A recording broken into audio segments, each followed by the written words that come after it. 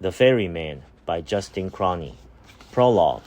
Dawn is breaking when she creeps from the house. The air is cool and fresh. Birds are singing in the trees. Everywhere the sound of the sea, the world's great metronomes, beating beneath a velvety sky of diminishing stars. In her pale nightdress, she moves through the garden. Her pace is not hesitant, merely unhurried, almost fond. How like a ghost she must look, this solitary figure floating among the flower beds, the burbling fountains, the hedge trimmed with trees sharp enough to draw blood. Behind her, the house is dark as a monolith, though soon its seaward-facing window will swell with light. It is not an easy thing to leave a life, a home. The details dig trenches within one. Scents, sounds, associations, rhythms. The creaking floorboard in the upstairs hall, the smell that greets one in the entryway at the end of the day, the light switch that meets the hand without thought in a darkened room. She could have stepped safely among the furniture wearing a blindfold. 20 years. She would have 20 more if she could. It was after dinner that she had told Malcolm the news. A fine meal, one he loved. Broiled lamb chop, risotto with cheese, asparagus grilled in the film of oil, good wine, coffee, and small cream pastries for dessert. They had decided to eat outside. It was such a beautiful night. A riot of flowers on the table, the tick-tock of the sea, candlelight glazing their faces. You will not know when it happened, she told him. I will simply be gone, powerless. She watched him as he absorbed the blow, his face in his hands. So soon? Does it have to be now? Come to bed with me, she commanded. Her body would say to him the things that words could not. And after, she held him as he wept. The dark hours passed. At last, the lassitude of grief engulfed him. Wrapped in her arms, he slept. Farewell gardens, she thinks. Farewell house. Farewell birds and trees and long unhurried days. And while I'm at it, farewell to all the lies I've had to tell. She's growing older. All the things a woman can do, she has done. The creams and extracts, the hours of exercise and meticulously observed diet, the small, discreet surgeries that even Malcolm does not know about. She has applied every resources to the slowing of the years. But that is at its end. She had decided to wait until someone remarked on it, and then out of the blue it happened. Are you taking care of yourself, Cynthia? They had just played tennis, the usual Tuesday groups, a dozen women, all good. Afterward, glasses of iced tea and salad everybody just picked at. No matter how hungry they were, she hadn't played well. She had played, in fact, quite badly. Her knees were sore and slow. The sun felt too strong, sapping her strength. It was time she felt in her limbs its inexorable march, while all around her, in the bodies and faces of her friends, it moved at a gaining crawl. But the question, her friend was waiting for an answer. Her name was Lorelei Swan. She was close to 60 but looked 30.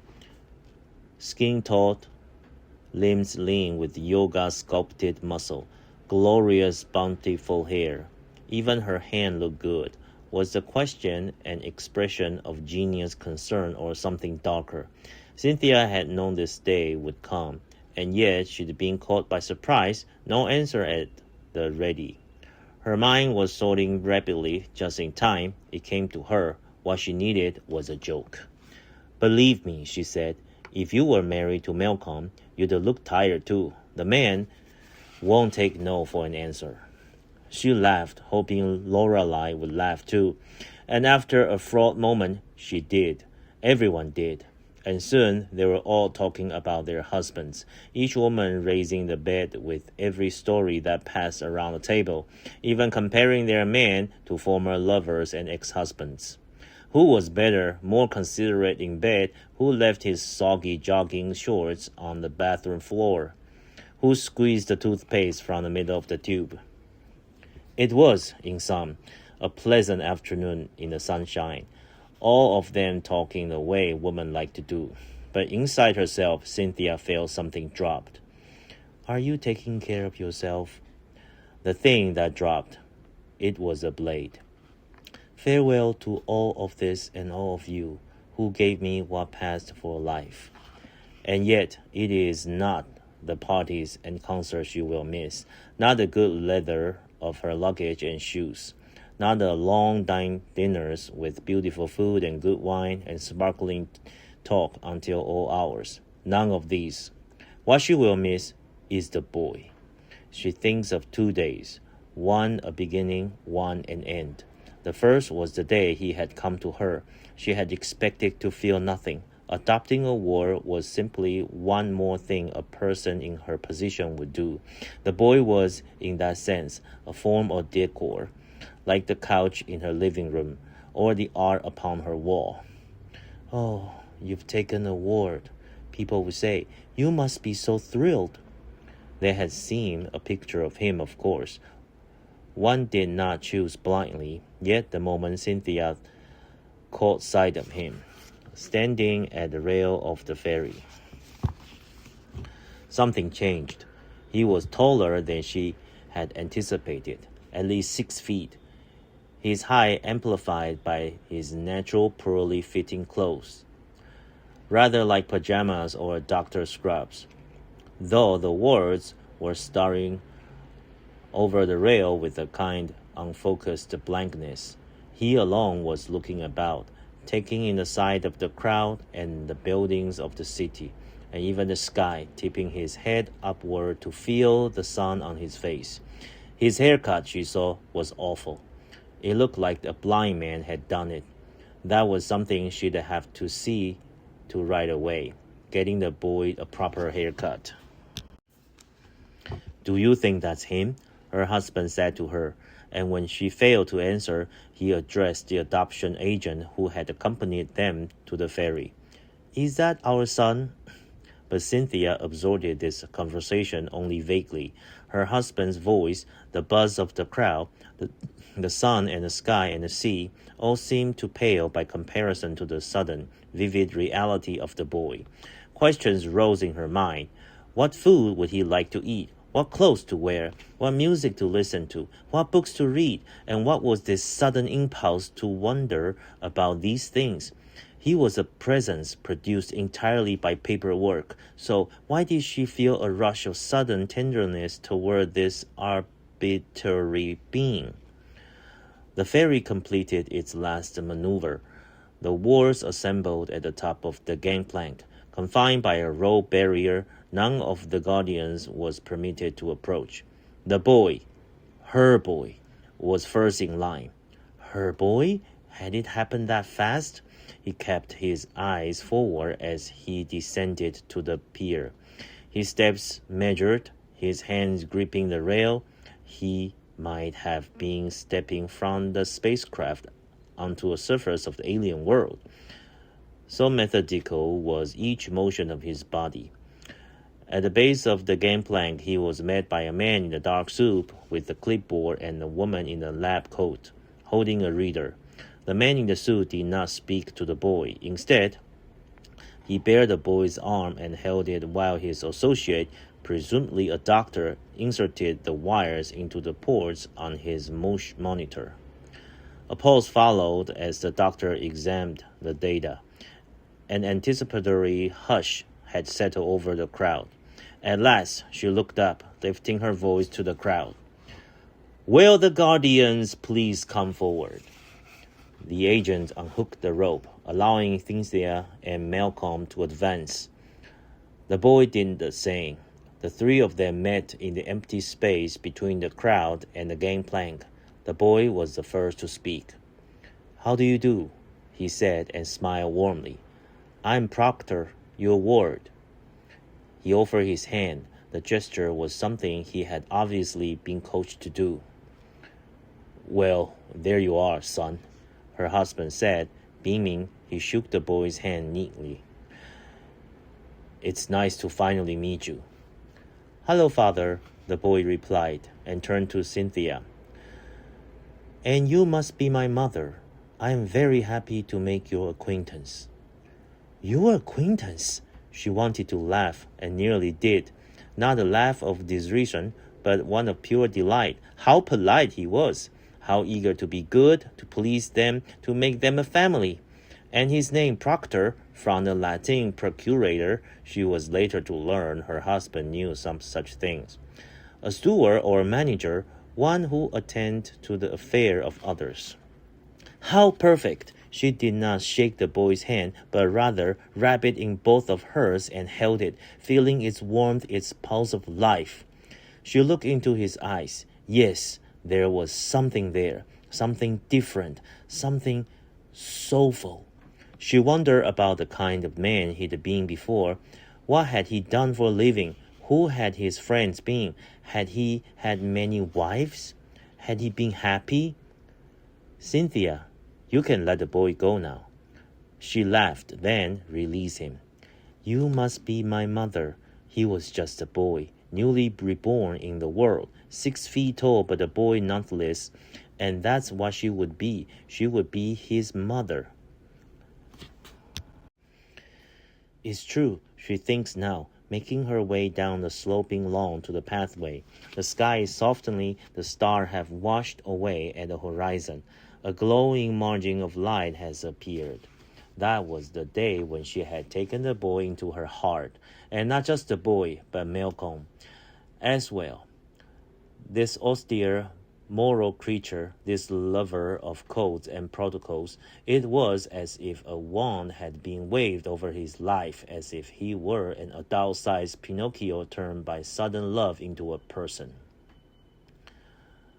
The grin on his face as he'd shaken the boy's hand, the light of joy in his eyes when he'd shown the boy in his room with its matching teakwood bed and bureau and painting of ships on the walls and old telescope positions on its tripod, facing the sea, how at dinner he'd fussed over everything, wanting the boy to feel welcome, and patiently guided him in the application of his knife and fork and napkin. And finally, at day's end, the muffled snap when Malcolm closed the boy's bedroom door, saw her standing in the hall, and held an upright finger over his lips. Shh. How could she not feel something for such a man? And the second day, years later, she had heard something once, long in the past, about love and letting go. She did not recall the words, only the idea that loss was love's accounting. Its unit of measure as the foot was made of inches, a yard was made of feet. It was the boy's first year at university, a year of triumph. When a special gift emerged, he had told her not to come that day. It would make him nervous, he said, to know she was there. But still, she had done it, taking a seat high on the natatorium bleachers where she could go unnoticed. The air was warm and wet, the acoustic disorientating. For far below her, the pool formed a neat rectangle of otherworldly blue. She watched with vague interest and a slow tightening in her chest as the various races came and went until the boy's turn arrived. The 100-meter freestyle. He looked like all the other contestants, in their snug suits and goggles and silver caps. They were virtually indistinguishable. Yet he alone was hers, his presence as particular as the day when she'd see him at the rail of the ferry. He was standing by the pool, shaking his arms, rolling his neck. Watching him, she experienced a feeling of enlargement, as if he were an extension of herself, a colony or outpost. He made a little skipping motion and, with puffed cheeks, expelled a nerve beneath the air. He was going into himself. She understood, like a man putting himself into a trance. The signal was given. The swimmers mounted the blocks. At one, they blended at the waist. Fingertips skimmed their toes. The crowd tensed. For an interminable second they froze, and then the horn sounded, a sheet of noise, and 10 hale young bodies launched through the air and were swallowed by the water. Her heart leapt. Her boy was in the third lane. A long subsurface glide and he emerged. She was on her feet now, shouting like a mad woman. Go! Go! His strokes, impossibly long, propelled him through the water as if it were nothing. It was all happening so quickly, mere seconds, yet in those seconds she felt something infinity. He made his flip turn, pushed off, and surfaced once more, popping into second place. 2 strokes and he pulled into the lead. What had seemed impossible was now about to happen. She was crying out, her heart flying. It was unfolding before her eyes. The greatest moment of his life. The race was over before she knew it. One moment he was reaching out to touch the wall. In the next he was spinning in the water to look up at the clock, where his name shone beside his winning time. He raised a fist in triumph, his face glowing with impossible joy. She did not know it then, but he hadn't merely won the race. He had shattered the record by 2/10 of the second. The boy in the next lane slapped his upraised palm. The man at the monitor picked up the phone. Indeed, it is only by viewing events through the imaginary man's eyes that Cynthia is able to do what comes next. While he watches with gathering anxiety, waiting for his superior to answer, she places the doll into her mouth and pulls up the sleeves of her nightgown to expose her monitor port, a small rectangle embedded halfway between her left elbow and her wrist. She takes the knife in her hand. It is 6 inches long with the curved tips, of the type used to scale and gut fish. 3 long breaths follows, her grip tightening on the knife. She placed the tip of the knife into the small grooves of flesh at the edge of the monitor, waits for the bolt to still, and when it does, she shoves the blade into her arm. The pain is astonishing, as if the volume of blood that erupts. The image on the man's screen has no audio. What he would hear is a series of strangled screams as she carved around the monitor's perimeter. The silence is, for him, a blessing, and Cynthia felt a twitch of pity for this unknown person, chosen by chance to endure this horrific scene. By the time she's done, her nightgown, the bench, the floor of the rowboat, all are drenched with blood. Her head is afloat in agony. She thinks she might have cracked a tooth. With a final plunge, she wedged the tip of the knife under the monitor.